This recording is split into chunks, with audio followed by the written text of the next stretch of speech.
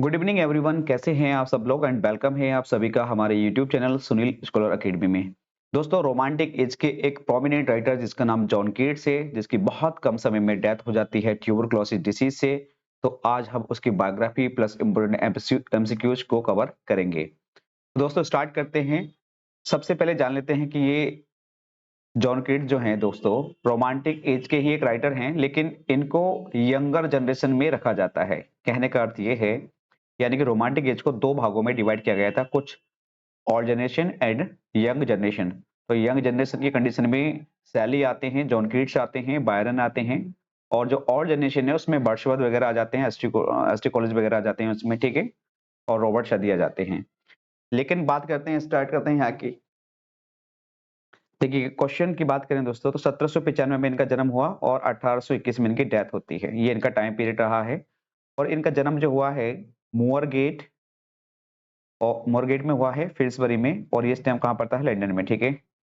और complete date की बात करें तो 31 अक्टूबर 1795 में इनका जन्म हुआ, ठीक है। और रोम में दोस्तों इनकी डेथ हो जाती है। रोम में कब होती है, 23 फरवरी 1821 में, और एज इनकी रही होगी इस टाइम 25 साल 4 मंथ, ठीक है, ये ध्यान रखना है। और इनको बरीड किया गया था,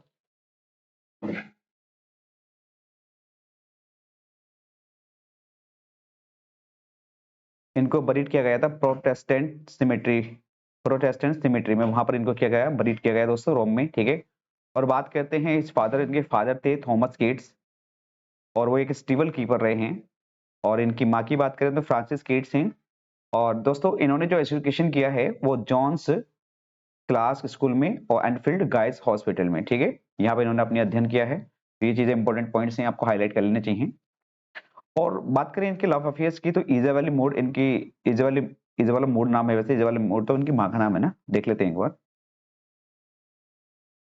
माँ का नाम है फ्रांसिस केट्स, ठीक है। तो इजाबेला मूड इनके साथ इनका अफेयर रहा है। और फ्रांस, ये जो हमारी फैनी ब्राउनी है, ये रही हैं, ठीक है, तो ये ध्यान रखना है। और ये देखिए रोमांटिक पोएट हैं यंगर जनरेशन के। क्लियर है, ऑक्यूपेशन अगर पूछे जाए आपसे तो देखिए जॉन कीट्स जो है वाज द एल्डेस्ट, सबसे बड़े थे, ऑफ 4 सर्वाइविंग चिल्ड्रन में से, ठीक है। तो आपको ये ध्यान रखना है, ये 4 भाई थे। तो पहला जॉर्ज है, थॉमस है, और बात करते हैं फ्रांसिस है, मैरी है, ठीक है, और एक ये खुद थे जॉन कीट्स। 1803 की बात करें दोस्तों, तो ही बिगेन हिज स्टडीज, उन्होंने अपनी स्टडीज अध्ययन करना स्टार्ट कर दिया। कहाँ पर, इस स्कूल में, एनफील्ड इंग्लैंड में, ठीक है। और नेम क्या था उस कॉलेज का, जॉन क्लार्क कॉलेज। 1804 की बात है दोस्तों, 1804 में जब ये लगभग 8 इयर्स के रहे होंगे, 8 साल के रहे थे, तो हिज फादर डेथ, इनके पिता की डेथ हो जाती है। और वो कैसे होती है दोस्तों, स्कल फ्रैक्चर से, यानी कि वो घोड़े से गिरकर उनकी डेथ हो जाती है। Suffered when he fell from the horse, वह हॉर्स से गिर जाते हैं, ठीक है। और 1810 की बात है दोस्तों, तो व्हेन ही वाज 14 इयर्स, जब उनकी माँ की डेथ हो जाती है, तो वह उस टाइम 14 इयर्स ओल्ड थे। और ये क्या होता है, इनकी माँ इनको लीव करके चली जाती है, जैसे पिता की हत्या होती है तो इनकी माँ भी इनको छोड़ देती है, कुछ समय किसी और से शादी कर लेती है वो, ठीक है। उस व्यक्ति का नाम अभी इस बुक में नहीं है, तो मैं आगे बता दूंगा, मुझे वो थोड़ा ध्यान नहीं आ रहा है। तो लेकिन बाद में वो उनके पास आ जाती है, जब वो ट्यूबरक्लोसिस से डिसीज से उनकी डेथ होती है। वैसे देखिए यहाँ पे लिखा ट्यूबरक्लोसिस से इनकी डेथ हो जाती है। इसी सेम ईयर में इन्होंने क्या करा, ही लेफ्ट क्लार्क स्कूल, यानी कि अपने क्लास के स्कूल में जब एडमिशन ले रखा था उसको उन्होंने छोड़ दिया, ठीक है। और अप्रेंटिस बन गए थे किसके, थॉमस हैमॉन्ड के, ये सर्जन थे ये, ठीक है, एपिथोकैरी के। तो वहां पर इन्होंने हॉस्पिटल ज्वाइन कर लिया था। और 1814 की बात करें दोस्तों, तो 1814 में क्या होता है, ही वॉज 19 ईयर्स ओल्ड थे वो, और इन्होंने अपना एक वर्क लिखा जिसका नाम था an imitation of Spenser, Spenser, ठीक है, ये ध्यान रखना है। और 1815 की बात करते हैं, तो he registered himself as a medical student, ये मेडिकल स्टूडेंट बन गए गाइस हॉस्पिटल में, ठीक है, ये ध्यान रखना है। तो ये चीजें जो मैं हाईलाइट कर रहा हूँ, थोड़ा सा अच्छी तरीके से पढ़ते रहें। 1816 की बात है, किड्स रिसीव्ड हिज एपिथोकैरीज लाइसेंस, उनको एपिथोकैरी का लाइसेंस मिल गया था 1816 में। लेकिन इसी समय में ले हंट ने पब्लिश कर दिया था इनका एक वर्क जिसका नाम है ओ सॉलिट्यूड, अपनी एक मैगजीन में, इस मैगजीन का नाम पूछा जाता है द एग्जामिनर मैगजीन में, ठीक है। तो मैगजीन का नाम भी आपको याद रखना है। अब बात कर लेते हैं नेक्स्ट क्वेश्चन की। तो नेक्स्ट क्वेश्चन क्या है, देखिए, यहाँ से थोड़ा सा बायोग्राफी पढ़ ले हैं, तो थोड़ा सा बायोग्राफी पढ़ लेते हैं अच्छे तरीके से। 1870 की बात है, इसमें इन्होंने अपने कुछ वर्क पब्लिश करे, जिसमें कि आइज टू टिप्टो है और स्लीप एंड पोइट्री है, on first looking into Chapman's Homer है।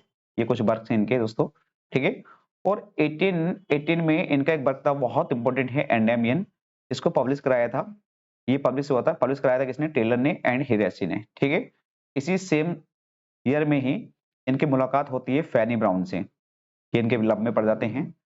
और एंडेमियन जो है इसको इसी के ऊपर बहुत ज्यादा क्रिटिसाइज किया गया था, यानी कि जे विल्सन ऐसे कुछ राइटर हैं, उन्होंने अपने ब्लैकवुड मैगजीन में एंड द क्वार्टरली रिव्यू में बहुत ज्यादा क्रिटिसाइज किया। और उस वर्क को मतलब इसी वजह से यही कारण रहा होगा शायद, वो बहुत ज्यादा शौक हो गए और इसी वजह से शायद इनकी डेथ हो गई। क्योंकि किसी के भी वर्क को इतना क्रिटिसाइज नहीं करना चाहिए, चाहे वो थोड़ा बहुत गलती क्यों ना हो। 1818 की बात है, his younger brother Tom Tom kids थे, इनकी भी डेथ हो जाती है ट्यूबरक्लोसिस से। ज्यादातर इनकी फैमिली में जो डेथ होती है दोस्तों, वो ट्यूबरक्लोसिस डिसीज से ही होती हैं। इनकी माँ की डेथ इससे ही होती है, ठीक है, तो ये ध्यान रखना है आपको।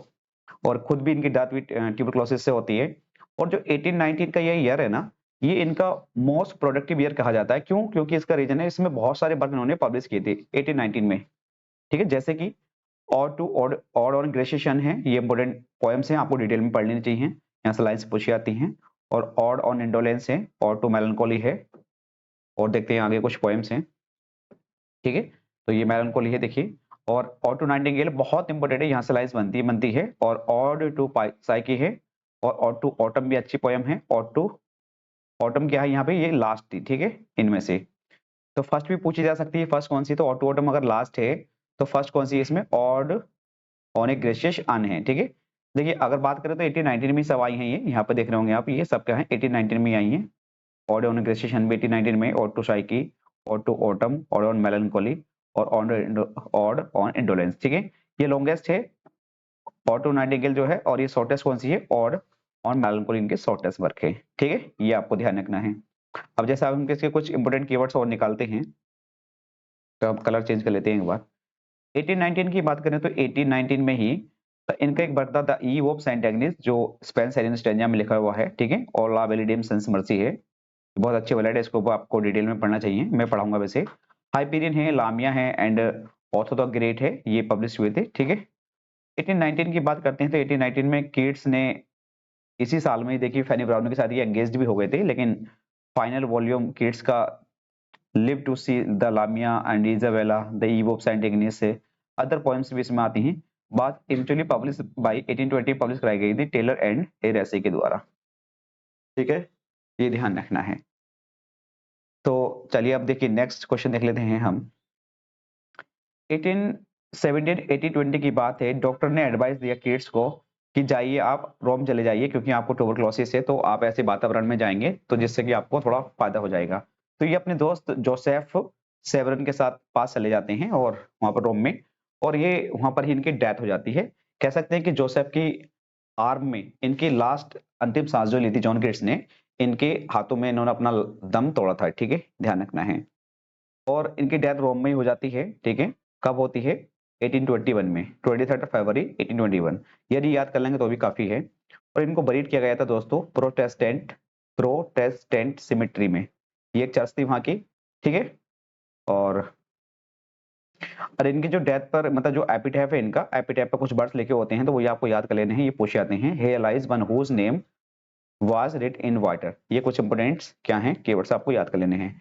अब देखिए यहाँ पे all works of kids was publish in 3 years के गैप में ज्यादातर वर्क इनके पब्लिश हुए हैं। तो वो टाइम पीरियड क्या है? 1817 से लेके 1820 का ये टाइम पीरियड है, आपको ये चीजें याद कर लेनी चाहिए दोस्तों, ठीक है। लॉकहार्ट इनका एक ब्लैकवुड मैगजीन थी, ये आपको ध्यान रखना है। रेफर्ड किड्स के ग्रुप को रेफर किया था उन्होंने, मतलब इसको टारगेट बनाया था हंट को, हैजलेट को एंड किड्स को, ठीक है।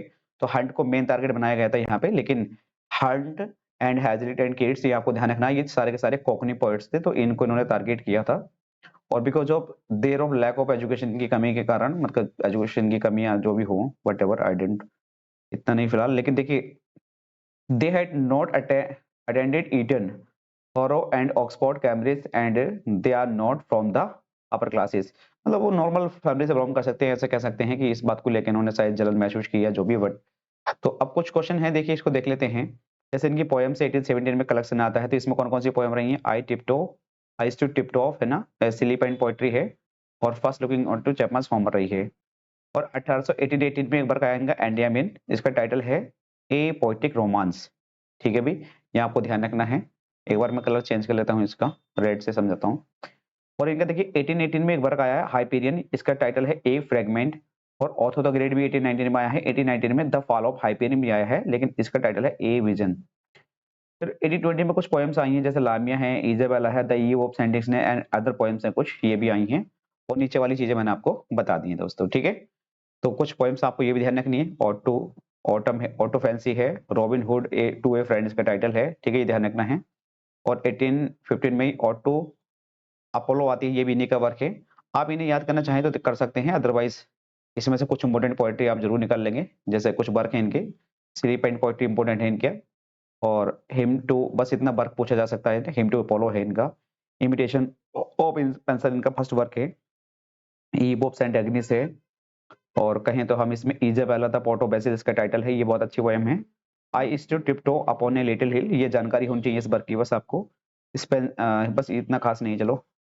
किड्स के कुछ सोनेट्स हैं, आपको गो थ्रू हो जाना चाहिए इन पे, जैसे कि सबसे इंपोर्टेंट तो आपकी यही है।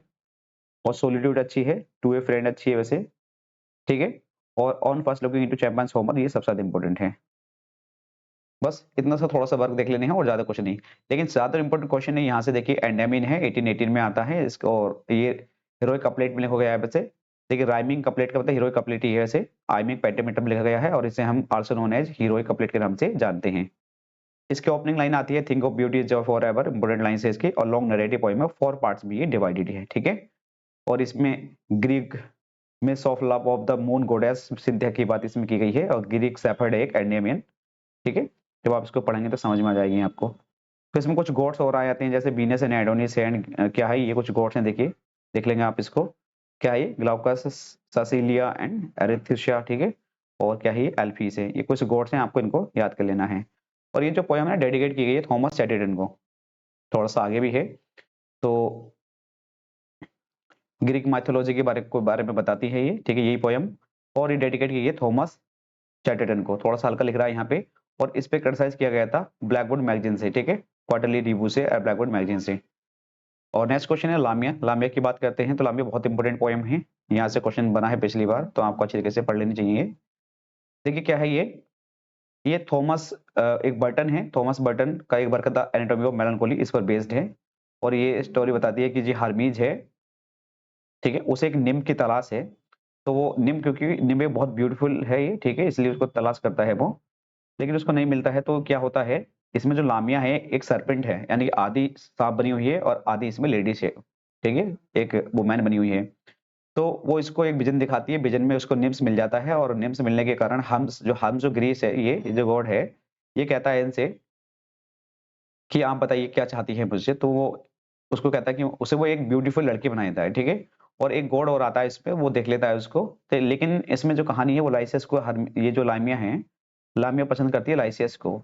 लेकिन जैसे ये लामिया एकदम इसके पास आती है एक ब्यूटीफुल लड़की बन के, तो इससे कोई एक बंदा देख लेता है लामिया के बारे में कि लामिया आधी शांफ है और आधी वो है। तो इसी वजह से ये आकर लाइसियस को बता देते हैं। एक गॉड है वो इसमें आता दिखाया नहीं है, उसका नाम ध्यान नहीं आ रहा मुझे। ये एक सर्पेंट वुमेन है, ठीक है, ये ध्यान रखना है। तो वो लाइसियस क्या होता है, फिर जब पता चलता है कि वो आधी वुमेन है और आधी वो है सांप है, तो वो मर जाता है, डेड हो जाता है, ठीक है, मतलब सुसाइड कर लेता है। और इसके गम में लामिया भी मर जाती है बाद में, ठीक है। नेक्स्ट देखिए इजाबेला, इसका टाइटल है पोर्ट ऑफ बेसिल। ये थोड़े अच्छी पोएम्स हैं, और यहाँ से थोड़ा सा बस इसकी स्टोरी छोटी छोटी है, ज्यादा नहीं स्टोरी समझानी चाहिए वैसे आपको, लेकिन इसमें थोड़ा कम कंटेंट है, कभी मैं डिटेल में पढ़ाऊंगा बाद में। तो देखिए इसमें अभी हमें एमसीक्यूज भी कवर करनी है ना, बात ये है। तो इजाबेला जो बेस्ड है हमारी बोकैक्सियो की डेगोमेरन पर। और ये स्टोरी क्या है, लोरेंजो एंड इजाबेला की है। इजाबेला लोरेंजो को पसंद करती है, और यहाँ की कहानी है, लेकिन इसके जो भाई हैं वो लोरेंजो को मार देते हैं। मारने के बाद इसको एक जंगल में जाके दफन कर देते हैं। तो इजाबेला क्या काम करती है, वहां से अपने उसकी कबर को खोदती है, उसकी गर्दन काट कर लाके अपने एक पौधे में लगा देती है, और उस पौधे से सर लगा के आंसू से रोती रहती है।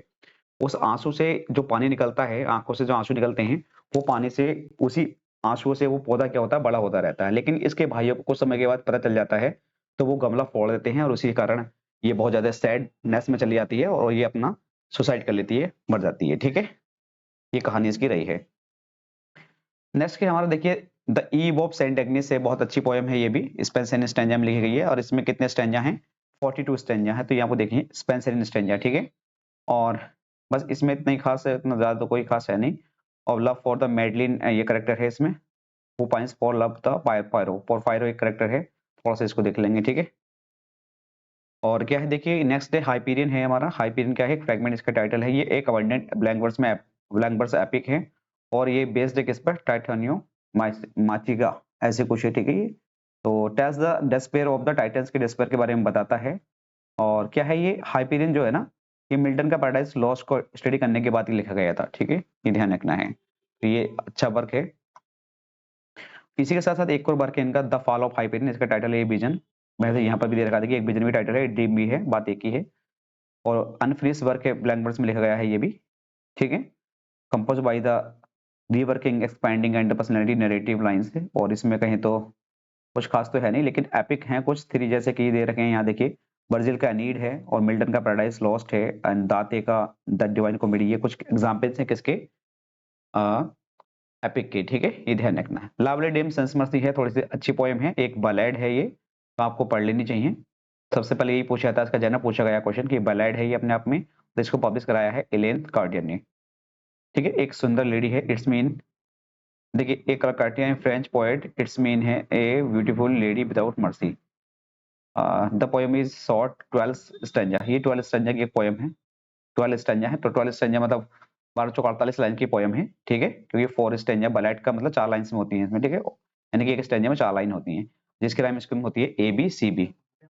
ऑथर द ग्रेट है, एक वर्क इनका आपको याद रखना है, ट्रेजेडी है 5 एक्ट्स में, ठीक है, इसको हम बस ट्रेजेडी भी कहते हैं। और पब्लिश कराया था इसको इसने, मतलब पब्लिश नहीं कराया, कोलैबोरेशन रहा है किसके? 40 आर्मिटेज के साथ, ये आपको ध्यान रखना है।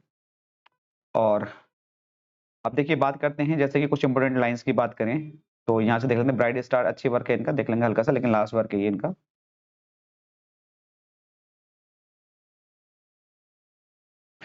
देखिए यहाँ से कुछ लाइंस पूछी जाती हैं एंडियामन की, तो एंडियामन एक इनकी अच्छी पोएम है, डेडिकेट किसी हुई है थॉमस एडिसन को, लेकिन इसकी इंपोर्टेंट लाइन है, a thing beauty joy for ever, ये इंपोर्टेंट लाइन है। और थोड़ा सा आपको ये पढ़ लेना है, to sorrow I bade good morrow and thought to leave her far away behind, but cheerly cheerly she loves me dearly she is so constant to me. ये इंपोर्टेंट लाइन है इसकी, ये आपको पढ़ लेनी चाहिए दोस्तों, ठीक है। और बात करें देखिए हाइपेरियन बुक सेक्रेट की, ये इंपोर्टेंट लाइन है, it is the eternal law that first in beauty should be first in mind, ये हाइपेरियन से ली गई है। और ऑड ऑर्गेनाइजेशन की लाइंस देखिए, ओपन लाइन बहुत अच्छी है ये, heard melodies are sweet but those unheard are sweeter, ठीक है। और देयरफॉर ये soft pipes play on thou still unravished bride of quietness, ये इंपोर्टेंट लाइंस हैं, ये भी सारी इंपोर्टेंट लाइंस हैं। How foster child of silence and slow time, O sylvan historian beauty is truth truth beauty that is all your on, ye know all, ye know on earth and all ye need to know, ये important lines है सारी की सारी, तो आपको सारी पढ़ लेनी चाहिए, ठीक है। और ऑटो नाइटिंगेल की सबसे ओपनिंग लाइंस आपको ये पढ़ लेनी चाहिए कि my heart touches and it house in spence, बहुत इंपॉर्टेंट है। और ये आगे की भी पढ़ लेनी चाहिए, my sense as though of hemlock I had drink or emptied some dull opiate to the drains, 1 minute past and Lethe wards had sunk. Clear है, ये चीजें आपसे आनी चाहिए। मैं एक बार, हमारी क्लास सही चल रही है, चलिए ठीक है। और पढ़ते रहिए, बस थोड़ा फास्ट लें दोस्तों, कोई दिक्कत नहीं है, थोड़ा कम समय में ज्यादा कंटेंट पढ़ने का तरीका यही है। और कुछ इंपोर्टेंट लाइन्स हो रहे हैं हमारी ऑटो नाइटिंगेल की, तो ये ध्यान रखना है, where beauty can not keep her lustrous eyes or new love pine at them beyond tomorrow, बहुत इंपोर्टेंट लाइन्स है। और इसके बाद वाली भी, ये भी, I can not see can see what flowers are at my feet, ठीक है, thou was not born for that immortal word, ये लाइंस हाईलाइट कर लेंगे आप, बहुत इंपोर्टेंट लाइंस है दोस्तों। अब जैसे कि ये लाइन से लास्ट की देखिए, no hungry generation tea down was it a vision or walking dreams, fled is that music do I wake or sleep, ये सबसे ज्यादा इंपॉर्टेंट लाइन्स हैं, तो आपको ये याद रखनी है। और बात करें देखिए ऑटो ऑटम की, तो ये season of the mist mellow fruitfulness और close bosom friend of the maturing sun, ये इंपॉर्टेंट लाइन्स है इसकी। ऑटो फैंसी की एक इंपॉर्टेंट लाइन है, एप let the fancy place never as at home, बहुत इंपॉर्टेंट लाइन है ये भी। और देयर आर्म्स, ऑटो साइकी की लाइन से ये, their arms embraced and their opinion to their lips does not but had not bade add you, ठीक है। और ऑटो मेलनकोली की ये इंपॉर्टेंट लाइंस हैं, ये पूछी आती है, डायरेक्टली पूछी आती है, बहुत अच्छे लेवल की लाइंस हैं ये। She dwells with beauty beauty that must die and Joy, whose hand is ever at his lips, bidding adieu. Lovely Dim से समझ के एक इंपॉर्टेंट लाइन से तो देख लेंगे. And there I set her wild wide eyes with kisses for. Bright star की ये ओपनिंग लाइन पूछी जाती है, ठीक है, ये ध्यान रखना है.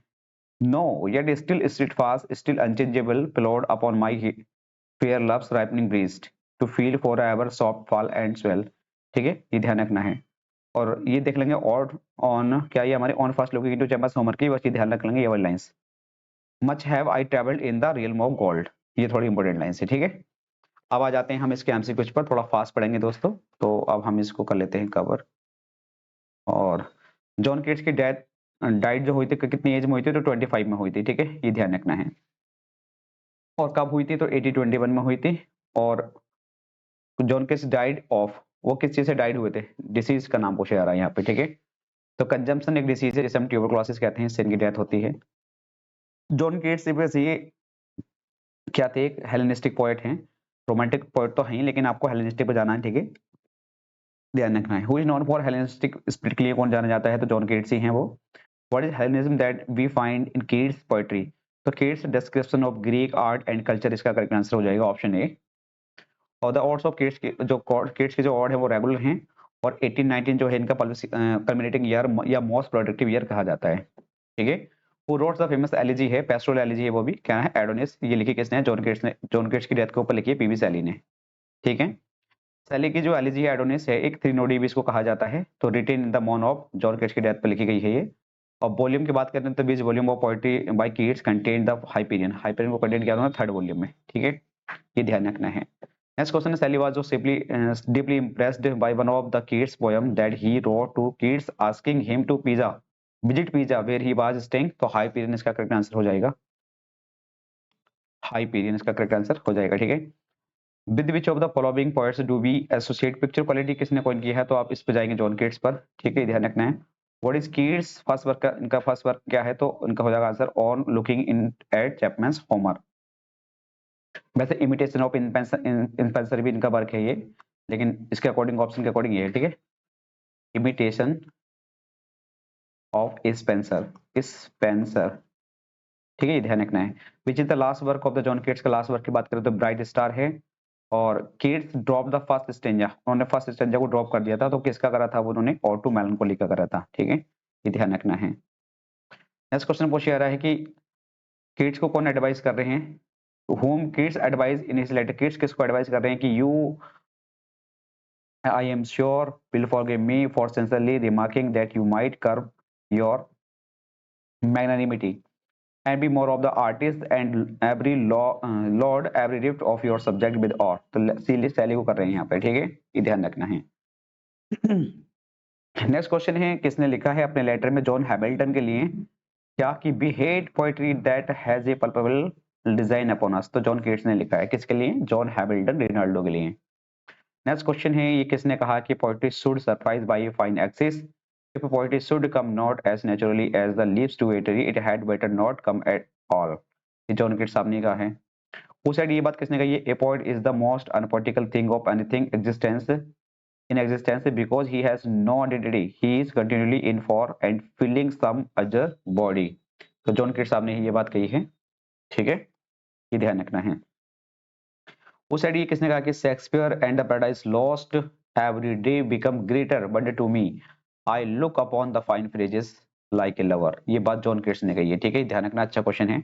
इफ आई शुड डाई, ये बात किसने कही है, I have left no immortal work behind me, nothing to make my friends proud of my memory, but I have loved the principle of beauty all things, and if I had had time I would have made myself remembered.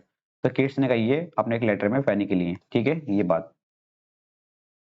Next question है, देखिए यहाँ पे George, अपने भाई George and Tom केट्स के लिए 1817 में एक बात कही है इन्होंने, Shakespeare पजेस्ट so enormously, I mean negative capability. Negative capability को डिफाइन किया आगे कहते हुए कि that is when man is the capable of the being in uncertainty, क्या है ये, uncertainties, mysteries, doubts without any irritable reaching after fact and reason.